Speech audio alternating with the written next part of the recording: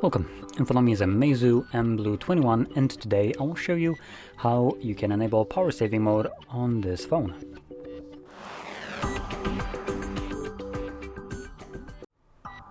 So to get started, you will want to swipe down from the top of your screen and you can do that twice, which will reveal all the toggles. Disregard this doesn't usually happen. And you're obviously looking for the power saving mode or battery saver as it's named right here, and it is visible on the first page by default. Once you see this toggle, you can simply tap on it, click on turn on, and there we go. That's our power saving mode being enabled. Now it's barely visible, but there is a bit of a change inside of the battery. There's a plus now and the color is more like a orange yellow color kind of color right here to signify that the mode is right now enabled. Now when you're done with the power saving mode, you can find the toggle once again and tap on it once more to turn it off, and this will revert all the changes.